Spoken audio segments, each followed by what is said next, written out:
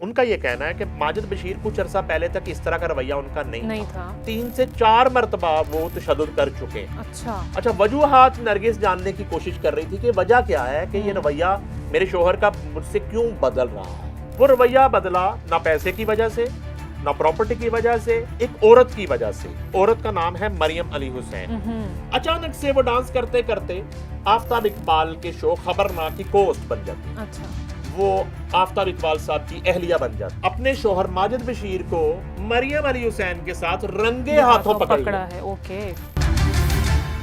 हाय everyone, अस्सलाम वालेकुम, welcome to crime stories. This is Rabia Shahid.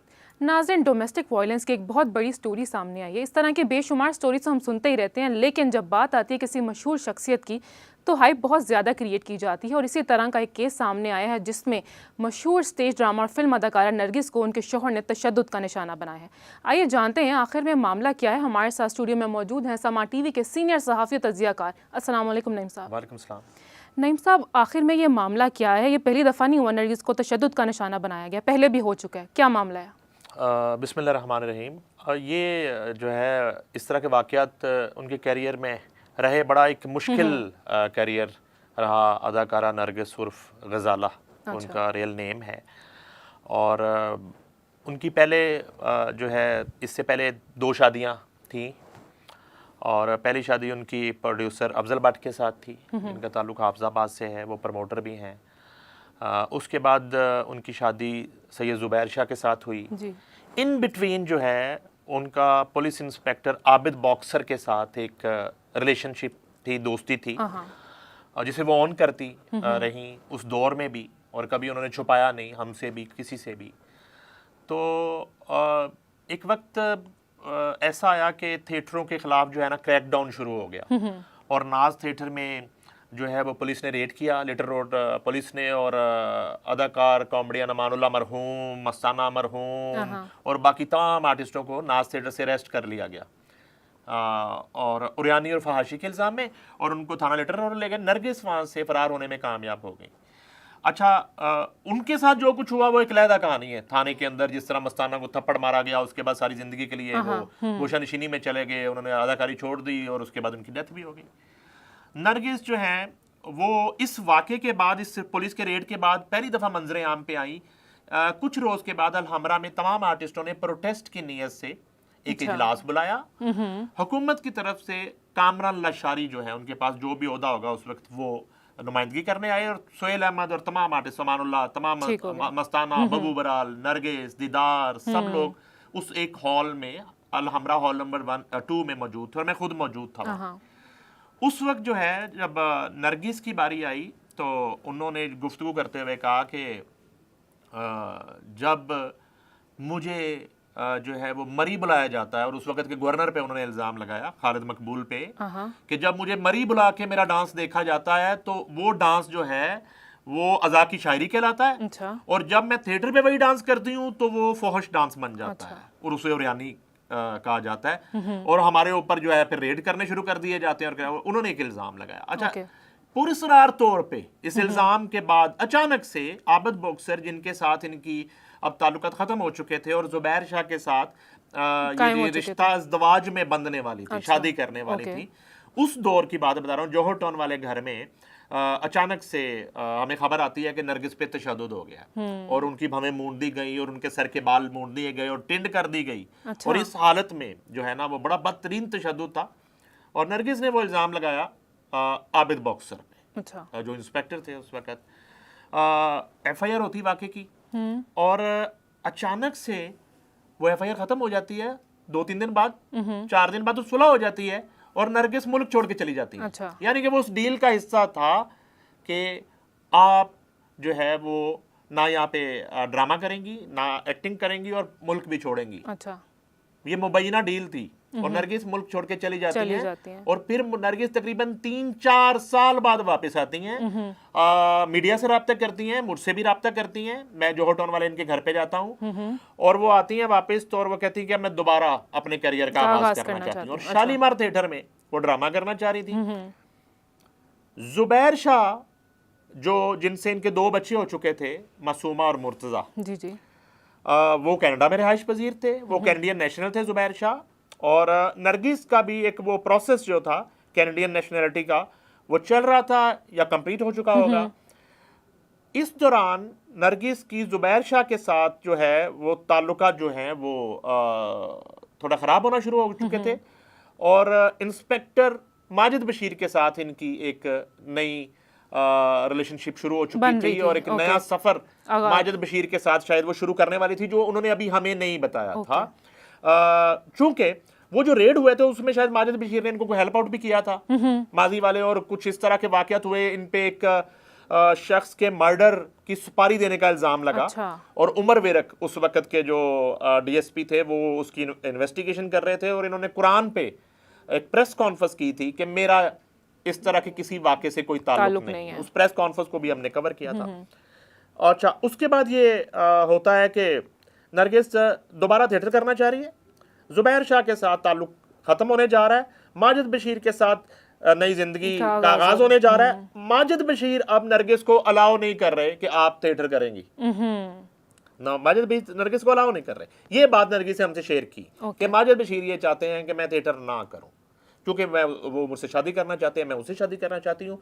तो वो, लेकिन वो नरगिस के अंदर एक जिद्दी इंसान भी है, जो वो ठान ले, जो हमने देखा है तो वो एक दफा उसने करना होता है। तो उन्होंने, मेरे अलावा एक दो और भी मीडिया के लोग थे, उन्होंने कहा जी मैं करूंगी एक दफा, मुझे कोई दुनिया की ताकत नहीं रोक सकती, इंक्लूडिंग माजिद बशीर, चाहे मेरा उनसे दोस्ती है, प्यार है, एक रिलेशनशिप है, हम शादी करना चाहते हैं, इसके बावजूद ये नहीं हो सकता कि मैं एक दफा थिएटर जरूर करूंगी। अच्छा, वो उनके एजाज में एक तकरीब रखी गई शालीमार थिएटर में, वो गई, शायद कुछ अरसा उन्होंने थिएटर किया, फिर शादी हो गई। ठीक है। अच्छा, ये मैं आपको क्लियर कर दूं कि नरगिस जो है वो रोजगार के लिए थिएटर नहीं कर रही थी।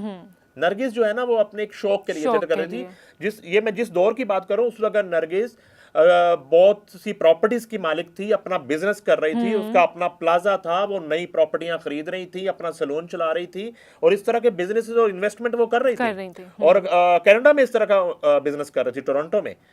तो मगर वो, ये उसका पैशन था, शौक था, वो करना चाहती थी। बहरहाल उसने एक दौर आया कि माजिद बशीर से निकाह कर लिया, ठीक है, और थिएटर को हमेशा के लिए खैरबाद कह दिया, शोबिस को हमेशा के लिए खैरबाद कह दी। यहाँ तक कि कभी हमने चाहा कि एक नई जिंदगी पर जो है कोई शो कर लिया जाए उनके साथ, तो उसमें भी शायद कहीं एक आध शो कोई किया होगा, लेकिन वो नहीं करती थी। अपीयरेंस उनकी खत्म हो गई, मीडिया की करीबी दोस्तों से जरा मिलना जुलना रह गया। माजिद बशीर पहले से शादीशुदा है, उनकी 3 बेटियां हैं, और अराई बरादरी से उनका ताल्लुक है, और वो बड़ा एक वैसे बज़ाहिर एक डिसेंट इंसान हमने पाया हमेशा, और बड़ा केयरिंग नरगिस के हवाले से, और वैसे भी एज ए पुलिस ऑफिसर भी देखा तो कोई ऐसा कभी एलिगेशन देखा नहीं माजिद बशीर के करियर के ऊपर, कोई ऐसा धब्बा, कोई ऐसा कोई रिश्वत का स्कैंडल, कोई ऐसा कोई जली एफआईआर का स्कैंडल, कुछ इस तरह की ब्लैकमेलिंग, जैसे अमूमन कोई जली इनकाउंटर, इस तरह का कोई कभी हमने बतौर पुलिस ऑफिसर उनका जितना कैरियर है उसको अगर सामने रखे तो वो नहीं देखा। अलबत्ता ये ज़रूर है कि वो एक बड़ा लाइवली सा इंसान, एक गेट टुगेदर करने वाला, उसमें बड़े हमारे मारूफ क्रिकेटर्स भी जाते हैं उनके फार्म हाउस पे, और वहाँ पे गेट टुगेदर्स होती हैं, पार्टीज होती हैं, ये टाइप एक माहौल ज़रूर उनका रहा।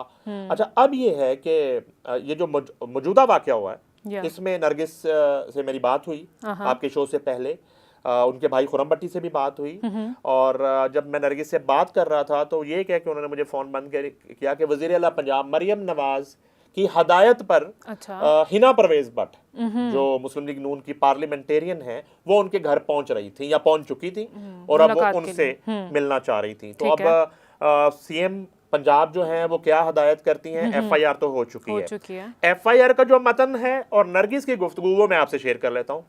उनका ये कहना है कि मेरा कुछ अरसा पहले तक माजिद के साथ बड़ी अच्छी लाइफ गुजर रही थी, ठीक है, लेन देन पैसों का, मेरी वालदा का कुछ पैसा, मेरी मरहुमा बहन के कुछ पैसे, कुछ मेरा कुछ 6-7 करोड़ या 8 करोड़ या इससे ज्यादा हो सकता है, ये कहती ये मैटर नहीं करता, ये मेरा लेन देन जरूर है माजिद के साथ जो उन्होंने देने हैं। मेरा कुछ 750 तोला सोना बताया मुझे उन्होंने, अच्छा, ठीक है, वो भी माजिद बशीर के पास है।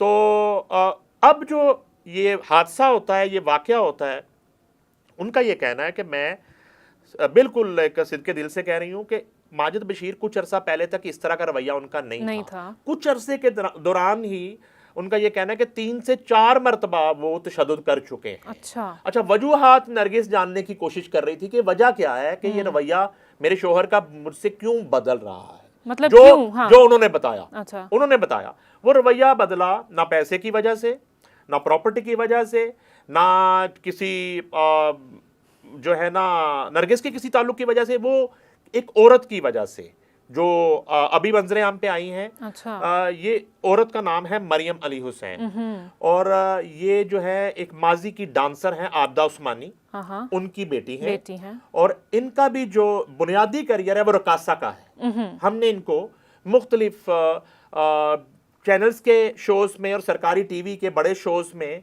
और न्यू ईयर के जो शोज होते हैं उसमें डांस करते हुए देखा। थिएटर करते नहीं देखा, कभी थिएटर नहीं उन्होंने किया, डांस करते हुए देखा। अचानक से वो डांस करते करते आफ्ताब इकबाल के शो खबरनाक की कोस्ट बन जाती है। अच्छा, कोस्ट बनने के बाद अचानक से वो आफ्ताब इकबाल साहब की अहलिया बन जाती है, उनसे शादी कर लेती है।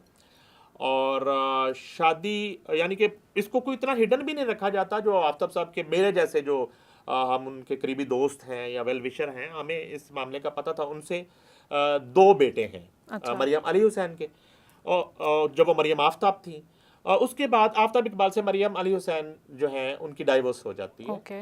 और अब वो अपने बच्चों के साथ अपनी वालदा आबदा उस्मानी के घर पे अपनी जिंदगी गुजार रही है और कोई शो बिजनेस और कोई काम नहीं कर रही।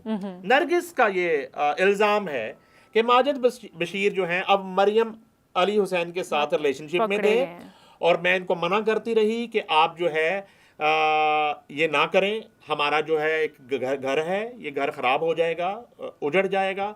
मैं समझाती रही, मगर वो नहीं बाज आए। और अब मैंने अपने शोहर माजिद बशीर को मरियम अली हुसैन के साथ रंगे हाथों पकड़ा है। ओके, ये नरगिस का स्टेटमेंट है। उनका कहना है जो बराह रास्त उन्होंने समा को हाँ जी। बताया है, मेरे साथ उन्होंने बात की है और मुझसे उन्होंने ये वाकया शेयर किया है। इस वाकये पर जो है जब नरगिस ने रिएक्ट किया, तो इस रिएक्शन के बाद और साथ वो एक चीज जोड़ती हैं। वो कहती हैं कि जिस घर में मैं रह रही हूँ, इस घर में वो उसको लाना चाहते हैं माजिद बशीर, मरियम अली हुसैन को। और एक कोई इनका फार्म हाउस है, वो फार्म हाउस जो है उसे मुतालबा किया कि ये मेरे नाम इसको ट्रांसफर करो, इसकी रजिस्ट्री मेरे नाम करो, शोहर माजिद बशीर ने। इसी तरह एक नो कनाल का वो प्लॉट बताती हैं बरकी में या कहीं पे, वो जो है वो क्लेम करते रहे कि वो मुझे दिया जाए।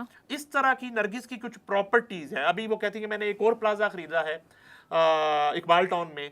तो इस तरह की कुछ जो प्रॉपर्टीज मैं खरीद रही थी और कुछ इन्वेस्टमेंट कर रही थी और कुछ मेरे एहसासे उनको वो अपने नाम करना चाहते थे। और मुझे ये फील आ रही थी कि ये सब कुछ मरियम की वजह से किया जा रहा है, जो उसको मरियम को नरगिस अपनी सोतन के रूप में देख रही है इस वक्त। उसे लग रहा है कि वो मेरे ऊपर जो है ना एक सोतन लाना चाह रहे हैं और उससे शादी करना चाह रहे हैं, जो कि वो बर्दाश्त नहीं कर पा रही। और उससे जाहिर है कि नरगिस का जो मिजाज है वो भी काफ़ी अग्रेसिव है। तो जब माजिद बशीर से उन्होंने मोहब्बत की तो वो भी बेजा की, और जब वो आती हैं किसी झगड़े पे और लड़ाई पे तो वो भी बेजा करती है। तो जो हमने उनका देखा है करियर माजी देखा है, तो शायद उनका कोई रिएक्शन होगा। तो उनका ये कहना है कि मैं वाक़े के रोज़ यानी गुज़िश्ता रोज़ फजर के वक्त हस्बे मामूल नमाज पढ़ने के बाद कुरान पाक की तिलावत कर रही थी। इस दौरान माजिद बशीर जो है वो आके वो हमलावर हुए, और एफआईआर के मुताबिक और नरगिस की गुफ्तगू के मुताबिक उनका यह कहना है कि उन्होंने पिस्टल के बट उनके मुंह पे मारे और पूरे जिस्म पे तशद्दुद किया और बंदूकों के बट मारे। और उसके बाद जो है वो जान बचाने के लिए बाहर भागी कमरे से और सहन में आई, और वहाँ पे उनका भांजा भी मौजूद था और मुलाजमीन उनके सामने। फिर वो उनको घसीटते हुए बालों से अंदर लेके गए, उसको बंद कर दिया गया, कत्ल की धमकियाँ दी, जान से मारने की कोशिश की। उनके मुंह में पिस्टल जो है वो ज़बरदस्ती पिस्टल घुसाया, जिससे उनका जबड़ा जख्मी भी हुआ है, जबड़ा तोड़ने की कोशिश की, कत्ल करने की कोशिश की। और इस सारी लड़ाई की जड़ जो है, इस सारे फसाद की जड़ नरगिस जो है वो करार देती हैं मरियम अली हुसैन को, जिनका थोड़ा सा बैकग्राउंड मैंने बताना मजबूरी थी हमारी कि वो कौन है।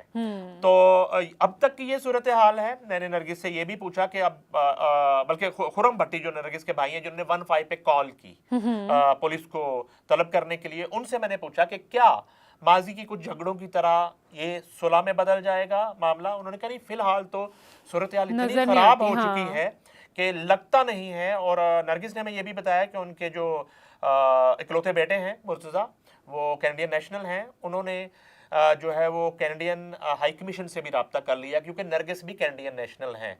और इसका मतलब यह है कि नरगिस जो है फुल फ्लैज कार्रवाई करना चाह रही हैं अपने शोहर के खिलाफ, माजिद बशीर के खिलाफ। और माजिद बशीर आजकल शायद छुट्टी पे है, लेकिन जाहिर है कि हाजिर सर्विस वो पुलिस ऑफिसर हैं। जी। तो अगर वज़ीर आला पंजाब नोटिस ले रही हैं और आईजी पंजाब इसका नोटिस लेते हैं, तो उनका जो बाकी करियर है वो वो खतरे में पड़ सकता और है, उन्हें जवाबदेह और, होना पड़ेगा। जवाबदेह होना पड़ेगा और उनकी नौकरी खतरे में पड़ सकती है। लेकिन इस सारी सूरत हाल में मैं एक प्रेडिक्शन कर देता हूँ, मैं दोनों के मिजाज से वाकिफ हूँ, जी। माजिद बशीर के भी और नरगिस के भी। मेरा ख्याल है कि सुलह हो जाएगी। अच्छा, ये कैसे कह रहे हैं आप? ये कह दिया मैंने, मैं कह दिया करता हूँ, फिर आपके साथ शो करूंगा। क्या आपकी दोस्ती है इसलिए तो नहीं आपने कहा? नहीं, दोस्ती के लिए नहीं कहा, क्योंकि दोनों बहुत सेंसिबल है, बेवकूफ नहीं है। अच्छा। जो एक थिएटर की अदाकाराओं की अगर बात करूं, तो अगर उसमें सबसे ज्यादा समझदार अदाकारा किसी को मैंने पाया तो वो नरगिस हैं। और माजिद बशीर का मैंने जब आपको पुलिस करियर बताता हूं, तो इंतहाई एक सेंसेबल वो इंसान है। पता नहीं ये वाकया उन्होंने कैसे कर दिया, मुबैना तौर पे अगर हुआ है तो उन्होंने ये कैसे कर दिया सब कुछ। अच्छा नईम साहब, आपको नहीं लगता कि अभी भी ये एक तरफा कहानी है? आपने तो नरगिस की स्टोरी सुनी है ना? मैंने देखे राबिया, मैं जर्नलिस्ट हूँ जी। मेरा काम मौकफ जानना है। जब एफआईआर हो जाती है तो मौकफ की गुंजाइश भी जो है ना वो खत्म हो जाती है। लेकिन उसके बावजूद मैंने खुरम भट्टी से इसलिए बात की, नरगिस के इकलौते भाई से, कि उन्होंने 15 पे कॉल की। नरगिस से मैंने इसलिए बात की कि उनके साथ वाकया हुआ। माजिद बशीर के साथ हमने बहुत कोशिश की उनसे रब्ता करने की, उनका मोबाइल स्विच ऑफ है, व्हाट्सएप पर भी ऑफ है। उसके बाद एक किरदार जो जिस पे इल्ज़ाम लग रहा है मरियम अली हुसैन, उनका भी नंबर हमने बारहा डायल किया, उनसे रब्ता करने की कोशिश की, उनका मोबाइल भी स्विच ऑफ जा रहा है। और जाहिर है इस तरह की जब हैपनिंग होती, वाकया होता है, तो बाज़ का heat of the moment mobile जो है लोग अपने बंद कर लेते हैं और लोगों को जो जवाबदही और मीडिया की कॉल्स और ये। तो हमने सबसे रब्ता करने की कोशिश की, रिकॉर्ड में मौजूद है। हमें माजिद बशीर का मौकफ आएगा, हम वो मौकफ भी बता देंगे। हमें मरियम अली हुसैन अपना अगर मौकफ देना चाहेंगी, हम उन पे भी बात करेंगे। और आगे जो कार्रवाई होगी अपने नाजरीन को उससे हम आगाह करेंगे। तो नाजरीन, ये थी अब तक की स्टोरी। इस हवाले से कोई फॉलो अप केस होगा तो हम आपके साथ वो भी शेयर करेंगे। बहुत शुक्रिया नईम साहब हमें ज्वाइन करने का। इसी के साथ मुझे दीजिए इजाजत, आपसे मुलाकात होगी नेक्स्ट स्टोरी में। तब तक के लिए बाय बाय।